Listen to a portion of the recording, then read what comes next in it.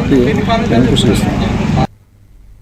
మెదక్ జిల్లా చిన్నశంకరంపేట మండలం కొరివిపల్లి గ్రామంలో జాతీయ ఉపాధి హామీ పథకం నుంచి మహాత్మాగాంధీ పేరు తొలగించడాన్ని ఖండిస్తూ కాంగ్రెస్ పార్టీ అధిష్టానం పిలుపు మేరకు మెదక్ ఎమ్మెల్యే డాక్టర్ మైనంపల్లి రోహిత్ ఆధ్వర్యంలో నిరసన కార్యక్రమాన్ని చేపట్టారు.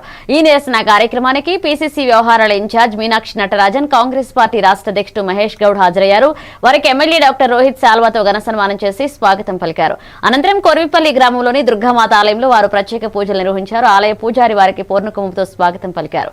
ఈ కార్యక్రమంలో కాంగ్రెస్ పార్టీ రాష్ట్ర నాయకుడు మైనంపల్లి హనుమంతరావు, జిల్లా అధ్యక్షులు ఆంజనేయులు గౌడ్, సర్పంచ్ల ఫోరం జిల్లా అధ్యక్షులు గోపాలరెడ్డి పాల్గొన్నారు.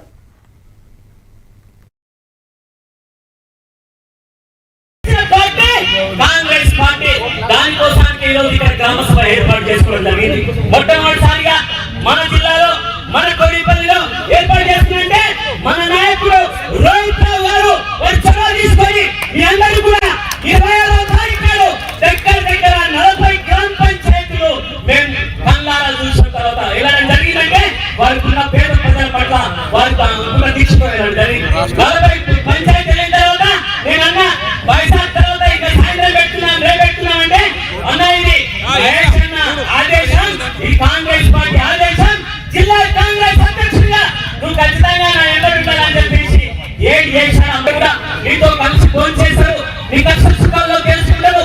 ఖచ్చితంగా మహాత్మా గాంధీ పేరు జాతీయ ఉపాధి హామీకి పెట్టాల్సిందే, వారి పేరు మీద కొనసాగించాల్సిందే.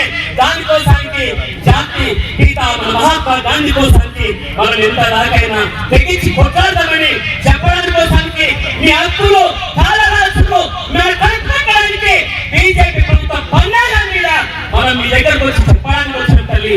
అందుకోసానికి ఈనాటి కాంగ్రెస్ పార్టీ ఎన్ని అభివృద్ధి కార్యక్రమాల్లో ప్రజలను నెప్పించుకుంటూ వస్తుంటే బీజేపీ ప్రభుత్వం ఆదాయాన్ని అంబాన్ని దోచుకోవడానికి వారు మార్గం సుగమం చేస్తున్నారు. అందువల్ల ఈ కష్టాలు